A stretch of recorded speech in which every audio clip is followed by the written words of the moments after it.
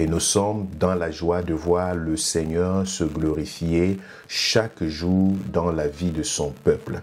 C'est un Dieu qui ne ment pas, c'est un Dieu qui ne faillit jamais, c'est un Dieu qui n'abandonne jamais, c'est un Dieu qui répond à nos cris et à nos prières. Lorsque nous regardons tous les témoignages de ce matin, nous voyons un point commun. Avec la prière, Dieu accomplit le miracle. Dieu fait ce que les hommes ont trouvé impossible.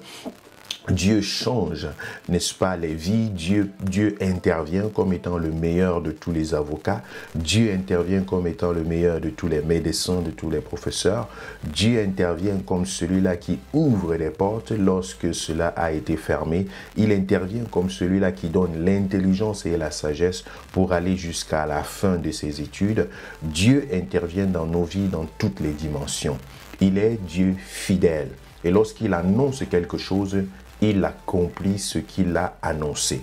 Si nous nous tenons d'une part dans la prière, avec persévérance, avec détermination, nous verrons la gloire de Dieu. En dehors de la prière, le Seigneur nous demande également d'être patient et d'être persévérant dans les épreuves. D'être patient dans le temps d'attente de sa promesse et de son accomplissement. Et c'est le thème de la brève prédication que je m'en vais vous présenter aujourd'hui, le temps d'attente, la patience. Le Seigneur nous appelle à être des hommes et des femmes patients dans sa présence. Lorsque tu es un homme, une femme qui est devant des défis et devant des circonstances, tu as besoin d'une part d'être dans la prière et d'autre part d'être quelqu'un de patient afin que la gloire de Dieu puisse se manifester. Parce que lorsqu'on n'a pas suffisamment de patience, on va tomber dans l'agitation, dans la précipitation, dans des murmures et dans l'idolâtrie. On va chercher les voies et moyens des raccourcis que l'ennemi présente devant nous. Nous avons reçu des promesses de la part de Dieu. J'espère que tu as des promesses qui te sont personnelles, des prophéties, des déclarations, des révélations, des inspirations bibliques que tu as tirées de la parole de Dieu, qui s'adressent à toi par rapport à certains challenges, à ta vision, à ton appel, à la détermination que Dieu, à la destination que Dieu a placée devant toi, à ta destinée. Tu as une promesse à laquelle tu t'attaches et à laquelle tu t'accroches. Dans tous les cas, je te le souhaite. Parce que quelqu'un qui n'a pas de promesse va fonctionner comme s'il ne connaît pas à quoi ressemblerait son lendemain. N'aura pas de frein, n'aura pas de direction, sera ballotté à tout vent de doctrine. Donc il faut avoir une promesse de la part de Dieu. Il faut savoir ce vers quoi tu es en train de courir. Il y a quelque chose que tu attends de la part de Dieu. C'est très important d'avoir ce discernement-là. Et lorsque tu as ce discernement, tu entres dans la prière. Tu entres dans la prière pour intercéder. Nous étions encore en train de dire vendredi dernier, nous avons la prière comme étant notre clé, notre solution, notre tout. En dehors de la prière, je ne sais pas quel autre instrument nous avons. Parce que même la parole de Dieu prend sa vitalité dans la prière. C'est la proclamation de la parole de Dieu. C'est la déclaration, c'est l'opération divine. C'est entrer dans le surnaturel, c'est par la prière. Donc c'est notre instrument, c'est notre respiration, c'est notre vie. Et à travers cela, nous sommes visités chaque jour de la part du Seigneur. Maintenant, lorsque le Seigneur nous visite, il faut que nous puissions être suffisamment patients pour voir cela s'accomplir. L'impatience nous détourne de la voie de Dieu, nous détourne de la volonté de Dieu. L'impatience nous pousse dans les murmures, dans des raccourcis et des choses qui n'honorent pas le Seigneur. Je voudrais aujourd'hui juste prendre 2 ou 3 exemples bibliques des personnes qui ont reçu une promesse de Dieu dans leur vie et qui ont dû attendre pour que cette promesse-là puisse s'accomplir. La première personne, c'est celui que nous appelons le père de la foi, Abraham. Avant que son nom même ne soit transformé de Abram pour Abraham, il avait déjà reçu la promesse de Dieu. Dans le livre de Genèse, au chapitre 12, la Bible donne à Abraham une promesse tangible à laquelle il avait le droit et le devoir de s'accrocher. La Bible lui dit, l'Éternel dit à Abraham, va-t'en de ton pays, de ta patrie et de et de la maison de ton père, dans le pays que je te montrerai. Je ferai de toi une grande nation, et je te bénirai. Je rendrai ton nom grand, et tu seras une source de bénédiction. Voilà une promesse assez claire que Dieu donne à Abraham dans Genèse chapitre 12, le verset 2. Cette promesse, elle est tangible, elle est palpable, elle est significative. Il aura une postérité très grande. Dieu lui montre ce qu'il n'a pas encore vu, ce qu'il n'a jamais vu et ce qui est impossible. Et Dieu lui dit, je te donnerai, j'accomplirai cela dans ta vie. Mais à l'instant T, Abraham est marié, il est vieux, il est stérile, il n'a jamais eu d'enfant. Dans le monde entier, il n'en a jamais eu. Il n'a pas la capacité de procréation. Ce n'est pas encore sûr à cette période-là si c'est lui qui est stérile ou si c'est sa femme Sarah qui est stérile. C'est plus tard que Sarah va déclarer qu'elle a son constat à elle, que les choses sont impossibles, lorsque la promesse va, n'est-ce pas, s'orienter vers elle. Mais ici, Abraham se retrouve dans une situation assez complexe. Il n'a jamais eu d'enfant depuis son jeune âge jusqu'à cette vieillesse-là, et il est marié. Donc, il faut comprendre ici qu'il a un problème qui est déjà bien nommé, bien situé, mais au milieu de ce problème-là, il reçoit une promesse de la part de Dieu. Et une promesse qui vient apporter quelque chose de contradictoire par rapport à ce qu'il est en train de vivre. Il vit une vie, n'est-ce pas, seul, sans enfant, mais Dieu lui donne la promesse d'une postérité nombreuse. Alors, pour qu'il ait une postérité nombreuse qui viendrait de lui, c'est donc clair qu'il va concevoir, qu'il va avoir un enfant. Avez-vous déjà essayé d'être dans la peau de quelqu'un qui attend un enfant depuis longtemps et Dieu lui dit tu as un enfant? Ce sont les semaines qui se comptent, ce sont les jours qui se comptent, c'est au plus des mois qui se comptent. On veut voir cet enfant, on veut le saisir entre les mains, on veut le porter. On veut avoir cette bénédiction-là parce que c'est la promesse de Dieu. Mais bien aimé, il a fallu 25 ans. 25 ans entre le temps de la promesse et le temps de l'accomplissement. C'est dans Genèse chapitre 21 au verset 5 qu'on va voir les choses se préciser dans la vie d'Abraham. Pourtant, il avait reçu la promesse depuis très longtemps. La Bible nous dit, Abraham, âgé de 100 ans, à la naissance d'Isaac, son fils.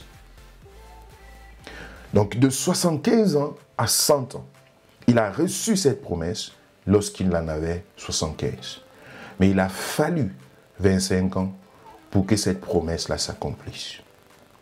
Comment est-ce que nous nous comportons lorsque nous avons reçu une promesse de la part de Dieu? Après 2 semaines, tu dis c'était une fausse prophétie. Mais qu'est-ce que Dieu avait dit comme ça? Qu'est-ce que ce monsieur-là avait dit comme ça? Et tout, cette femme-là. Parce que tu t'attends à ce que ce soit du tic au tac. Tu t'attends à ce que la chose puisse, n'est-ce pas, te submerger d'un moment à l'autre. Dieu est le maître des temps et des circonstances. Dieu est celui-là qui définit les choses. Et maintenant, c'est à toi d'user de patience. C'est une vertu extraordinaire. Parce que ce que Dieu a fait dans la vie d'Abraham, le transformer en Abraham, prendre sa vie Saraï, sa femme, la transformer en Sarah, dans tout ce processus-là, l'entraîner dans l'enseignement et l'école de l'intégrité, du chapitre 12 jusqu'au chapitre 15, pour lui montrer finalement au chapitre 17, marche devant ma face et sois intègre. Un processus pour enlever de sa vie le mensonge, la honte, la peur qu'il avait d'être flagellé à cause de sa femme, de son épouse Sarah. N'est-ce pas la volonté pour comprendre vraiment la pensée de Dieu. Le temps pour lui de comprendre que ce n'était pas à se tourner vers Agar qui était la volonté de Dieu, mais qu'il fallait pour lui rester sur le chemin du Seigneur, de courir dans la guerre, de vivre la séparation avec Lot, de vivre toutes ces choses qui ont fini par faire de lui le père de la foi. Et dans le chapitre 22, il avait atteint cette maturité que Dieu voulait de lui, si bien que lorsque Dieu lui dit « Donne-moi ton fils, ton unique, ton Isaac », Abraham n'a pas hésité. Il ne s'est pas posé une quelconque question. Il avait traversé une école qui n'était que celle de Dieu, dans laquelle il avait été forgé, il avait été enraciné, il avait été positionné de manière à être à la hauteur de l'accomplissement de la promesse de Dieu dans sa vie. Isaac devait être déposé entre ses mains pour être véritablement la source d'une grande postérité. Dieu te promet des choses, mais es-tu prêt à les recevoir? Est-ce que tu penses que tu es prêt à les recevoir? Est-ce que tu es sûr que Dieu sait que tu es prêt à les recevoir? Est-ce que tu connais le processus que Dieu a enclenché dans ta vie afin que cette bénédiction ne soit pas pour toi suivie d'un chagrin, mais plutôt qu'elle soit celle-là qui t'enrichit? Très souvent, tu peux promener des regards inquiets et penser que Dieu t'a oublié et penser que les choses ne vont plus s'accomplir parce que le temps est passé et tu es en attente de la promesse. Il y a une vertu qui s'appelle la patience. Cette vertu te donnera l'occasion, la force de tenir debout, de maintenir, de croire, même lorsque les vents contraires viendront, même lorsque les médecins viendront à 2 mois de grossesse pour te dire qu'il faut oublier, à 3 mois pour te dire c'est impossible, lorsque à 5 mois tu verras des cauchemars, des attaques mortelles, lorsque l'ennemi viendra t'annoncer que tu n'arriveras pas au bout de cette grossesse, tu te souviendras, j'ai reçu une promesse de la part de Dieu. Celui qui a dit, il est capable de l'accomplir. Je veux aller jusqu'au bout. Je veux croire. Je veux non seulement prier, mais je veux croire. Vous savez, nous pouvons beaucoup prier pour des sujets. Mais c'est toi qui gères la chose à l'intérieur de toi. Le peuple prie, l'Église prie, la chambre haute prie, les intercesseurs prient. Mais il y a des décisions qui ne sont prises que par toi. Il y a des décisions qui donnent l'orientation au déroulement de ce sujet et qui ne sont influencées que par toi. Es-tu suffisamment patient pour laisser Dieu se glorifier dans la situation? Es-tu suffisamment patient pour suivre le chemin du Seigneur? Ou bien tu cherches des raccourcis? Vous savez, les voies de Dieu ne sont pas nos voies. Et je l'observe très souvent dans la délivrance. Il y a parfois des processus de délivrance que Dieu enclenche dans nos vies. Il a dit au peuple d'Israël, je les chasserai peu à peu jusqu'à ce que tu t'accroisses. Donc plus le peuple d'Israël s'accroissait en nombre, il s'imposait et les peuples voisins étaient obligés de libérer le plancher, de libérer les territoires, parce que le peuple grandissait en nombre, le peuple croissait et, n'est-ce pas, ceux-là qui avaient occupé les territoires voisins étaient bousculés pendant que le peuple grandissait. Il y a des choses extraordinaires que Dieu fait. Et il le fait avec sécurité. Il ne voudrait pas qu'un vide soit laissé derrière, mais que ce soit rempli au fur et à mesure. Est-ce que tu es prêt à suivre le chemin du Seigneur, le processus de Dieu avec patience? Avec patience, avec détermination. Joseph, c'est mon deuxième exemple de ce culte, de cette prédication. Il a reçu la promesse de Dieu. Il s'est vu dans un rêve, dans une vision, dans un songe. Il s'est vu comme étant l'étoile, le soleil, et autour duquel, l'étoile autour de laquelle le soleil, la lune et 10 autres étoiles se prosternaient. Il a vu la main de Dieu se manifester sur sa vie. Il a vu des différences. Il était convaincu qu'il était le sauveur de sa famille, le sacrificateur que Dieu avait choisi pour opérer des grandes choses dans sa famille. Il avait la promesse de Dieu. À cause, Dieu lui avait donné cela par des rêves prophétiques. Et il était convaincu. Mais vous savez, on peut le lire dans le livre de Genèse. Au chapitre 37, du verset 5 au verset 11, comment il a vécu cela, comment cela s'est manifesté dans sa vie. La promesse de Dieu.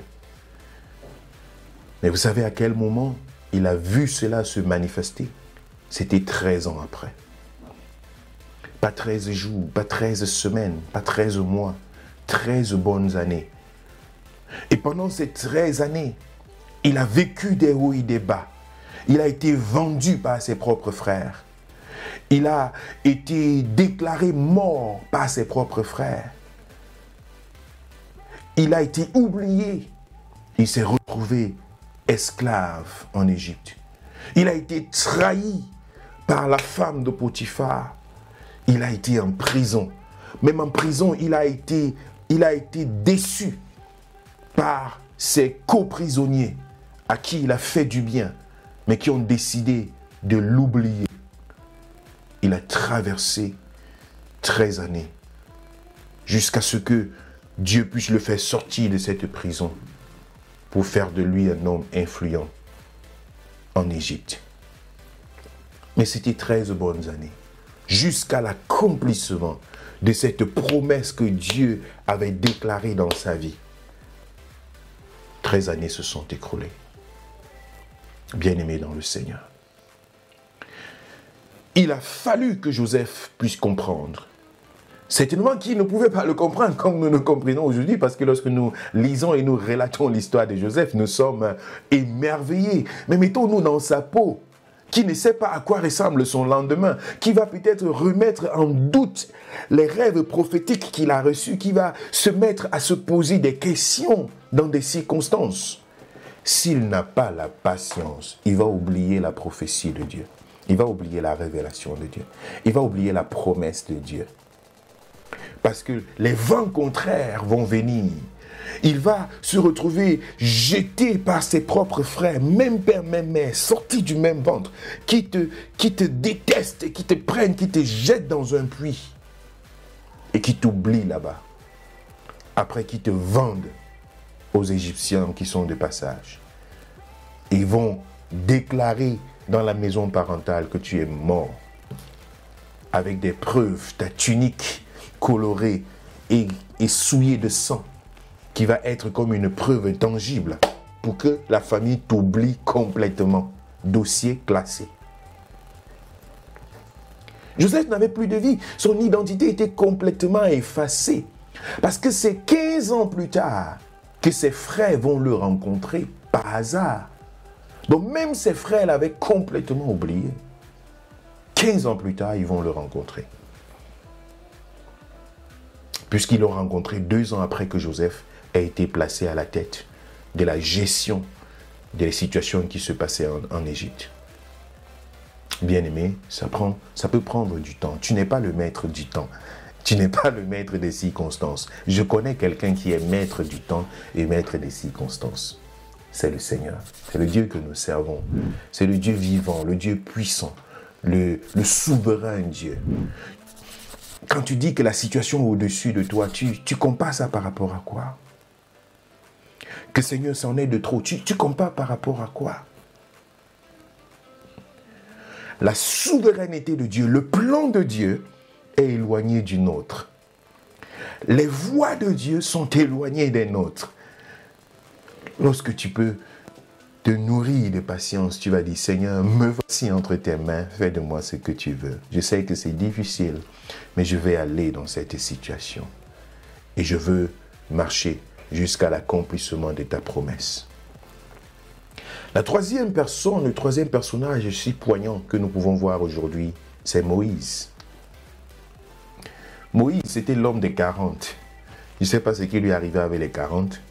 Mais du moment où Moïse a frappé l'Égyptien et a dû fuir l'Égypte parce qu'il venait de commettre un meurtre, jusqu'au jour où Dieu lui dit maintenant, je t'ordonne, je te charge de faire sortir le peuple d'Israël de l'Égypte vers la terre promise. Il a fallu 40 ans. 40 ans dans le désert. Je ne parle pas des 40 ans de la traversée du désert, mais 40 ans du moment où Moïse s'est retrouvé dans le meurtre, jusqu'au jour où Dieu lui dit, c'est le temps maintenant de te lever pour aller faire sortir ce peuple. Il a été loin de l'Égypte. Il faut comprendre ici que l'Égypte, c'était le lieu de référence de Moïse. C'était son lieu d'habitation. C'est le lieu là où il a grandi. Il n'a pas connu ni son père ni sa mère. Il a été placé en Égypte. C'est là-bas qu'il a eu ses références. C'est là-bas qu'il a eu ses repères. C'est là-bas qu'il a commencé à apprendre les bases de la vie. C'était ses références dans la cour royale. Il avait été jeté dans un panier. Donc il est pratiquement, selon sa culture et selon toute son éducation, Il est originaire de l'Égypte. Mais voilà qu'il a déraciné de son lieu de référence, même s'il ne voulait pas s'identifier avec les Égyptiens, mais c'était son cadre de vie. Il n'avait pas grandi ailleurs, c'était le lieu de vie. Mais il se retrouve donc en exil, dans un lieu désert, et va y patienter pendant 40 ans. Et je crois que il devrait avoir beaucoup souffert.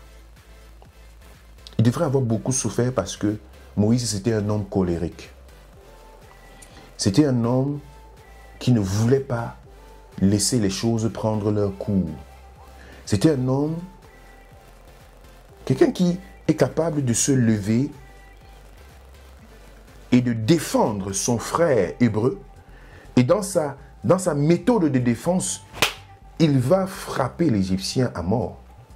Ça montre là un caractère colérique. Un caractère qui a soif de justice, qui est fatigué de voir la domination de certains peuples sur d'autres peuples. Quelqu'un qui cherche que les choses changent. Voilà donc l'attitude qui brûlait au cœur de cet homme. Est-ce que vous croyez qu'avec ce comportement, quelqu'un va aller s'enfermer quelque part dans un désert pendant 40 ans par ses propres forces? Ça brûle dans son cœur tous les jours. Il sait ce que son peuple est en train de vivre en Égypte. Il sait ce qui est en train de se passer là-bas. Il sait qu'il doit changer quelque chose, mais il est dans le désert. Il est dans le désert. Son cœur brûle à l'intérieur, mais il est dans le désert pendant 40 ans. Je crois que quand la Bible nous présente Moïse comme étant l'homme le plus patient, c'est qu'il a traversé des choses extraordinaires, des choses au-dessus de ses pensées, de ses forces. Dieu l'a modélé, Dieu l'a écrasé, Dieu l'a rendu en pâte, en liquide. C'était plus sa propre personne. Moïse n'avait plus la forme qu'il souhaite bien avoir. Quand Dieu se révèle à lui, c'est Moïse qui reconnaît qu'il est faible. C'est Moïse qui dit, Seigneur, je ne connais même pas parler. Un homme qui était capable de prendre de ses mains et de finir avec un Égyptien. C'est lui qui tombe devant Dieu et qui dit, Seigneur, je ne sais rien, je ne peux même pas parler. J'ai besoin d'aide et de soutien. Il va se déchausser devant ce buisson ardent. Il va être complètement connecté avec Dieu, déterminé à suivre le Seigneur. Et Dieu va se servir de ce don, de ce tempérament en lui, pour le renvoyer en Égypte, réactiver son zèle, cette fois-ci pas la colère, mais le zèle, la motivation, la détermination. Dieu va réactiver cela afin de pouvoir confondre Pharaon, dont le cœur était endurci, à travers 10 plaies successives les unes vers les autres, qui va faire sortir le peuple d'Israël de l'Égypte à bras tendus et à main forte de la part du Seigneur. Voilà ce Moïse. Il a fallu un temps. Tu as reçu la promesse de Dieu. Tu as reçu la proclamation dans la prière. Tu as reçu l'inspiration de Dieu dans ta méditation. Tu as reçu la parole de Dieu par un frère, une sœur qui prie pour toi, qui a prié pour toi et qui t'a rencontré, qui t'a appelé, qui a passé du temps avec toi et qui t'a dit, écoute, Dieu le fera. Le Seigneur te demande de persévérer, de quitter le péché, de vivre la sanctification, de persévérer, de regarder, d'attendre et tout le reste. Tu as reçu cela, tu as eu le cœur net, tu as eu la conviction, oui, c'est la promesse de Dieu. Une seule chose que tu ne sauras jamais maîtriser, c'est le temps de l'accomplissement de cette promesse. Jésus dit à ses disciples dans Jean chapitre 15, le verset 16, il dit, ce n'est pas vous qui m'avez choisi, mais c'est moi qui vous ai choisi et je vous ai établi. Afin que vous alliez, que vous produisiez du fruit et du fruit qui demeure. C'est moi qui vous ai choisi et c'est moi qui vous ai établi. Entre la période du choix et la période de l'établissement, il y a l'école du Seigneur, il y a le temps de Dieu, il y a ce que Dieu a dans sa souveraineté et dans sa puissance. Ton devoir, comme je l'ai dit au début de cette prédication, il est de 2 volets. Premièrement, prier. Prier, prier, prier, prier. Prier sans cesse, être au pied du Seigneur, faire ce que nous faisons le mieux dans la présence de Dieu. C'est notre source, c'est notre référence, c'est notre source d'énergie, c'est notre source d'espoir, c'est notre pouvoir pour remporter les victoires, pour manifester la puissance de Dieu, pour rendre visible ce qui est invisible, pour ouvrir des portes. La prière qui redonne de la fertilité, qui fait germer ce qui a été séché. Dans la prière, nous persévérons. Nous ne nous arrêtons pas. Nous allons avec persévérance. Et le deuxième volet, qui est l'objet de cette prédication en particulier, c'est la patience. Je prie que le Seigneur te donne un esprit de patience, un esprit persévérant, un esprit consacré à lui, un esprit déterminé à attendre le temps du Seigneur.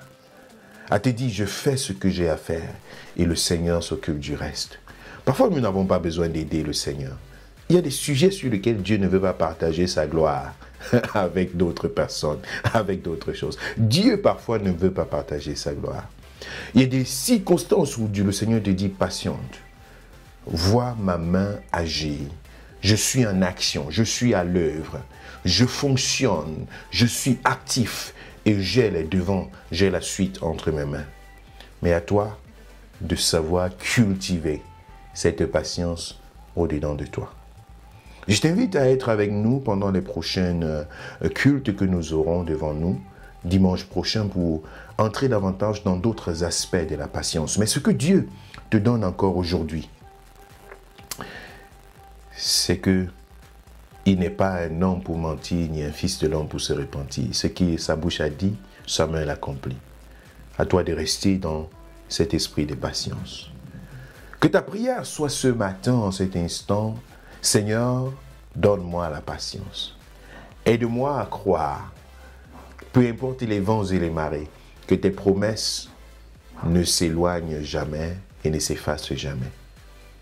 Tu as promis, tu m'as donné une vision, tu as démontré ta gloire dans ma vie.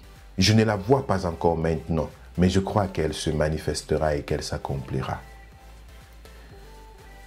Ce que tu as déclaré sur moi et en moi, je crois. Bien-aimé, que cela soit ta prière. Que cela soit le cri de ton cœur. Je patienterai, Seigneur. J'irai jusqu'au bout. Je ne lâcherai pas. Je ne me détournerai pas de ta volonté. Je ne prendrai pas les raccourcis que le diable met devant moi, dans le mensonge, dans des mauvaises choses. Je resterai sur le chemin de la justice jusqu'à l'accomplissement de la promesse. Seigneur, c'est ma prière. Peu importe les années, les mois, Seigneur, je veux rester persévérant. Même lorsque mon cœur crie, mon cœur s'impatiente, je déclare que je demeure patient au nom de Jésus. Que ceci soit ta prière. Que ceci soit ta prière. Et c'est ma prière pour toi. Que Dieu te visite en ce moment. Que la grâce de Dieu s'étende sur ta vie. Et si tu sens que tu n'as pas encore donné à Jésus le total contrôle sur ta vie, sur tes pensées, sur tes émotions, sur tes caractères, que Jésus n'est pas encore maître absolu de tes pulsions, je t'invite à laisser Jésus prendre la première et la dernière place en toi. À être le maître absolu de ta vie, à être celui-là qui décide et qui décidera toujours. Laisse à Jésus le contrôle total de ta vie, qu'il soit le maître, qu'il soit le pilote, qu'il soit le capitaine, qu'il soit celui-là qui dirige toutes choses.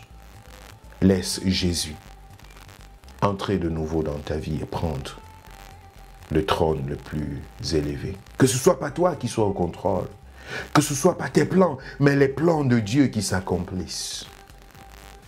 Que cette parole transforme ton cœur, transforme ton âme et qu'à travers cela, tu reçoives le courage et la détermination pour aller jusqu'au bout.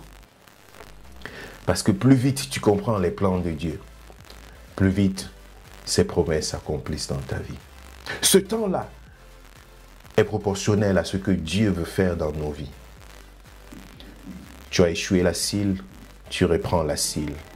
Quand tu réussis la CIL, Dieu te fait passer au CP. Dieu veut faire des choses extraordinaires dans ta vie. Laisse-toi façonner. Laisse-toi transformer. Laisse-toi modeler. Que la force te soit donnée dans le nom de Jésus. Et que cette grâce que le Seigneur est en train de nous faire dans son Église, dans le Serious Church, que cette grâce soit ton partage. Que de plus grands témoignages soient proclamés dans la présence du Seigneur. Qu'il soit Seigneur dans chaque cœur. Qu'il soit Seigneur dans chaque famille. Qu'il soit Seigneur dans chaque maison. Qu'il soit Seigneur dans chaque vie. Que toute la gloire lui revienne à lui et à lui seul. Sois béni dans le nom de Jésus. Amen.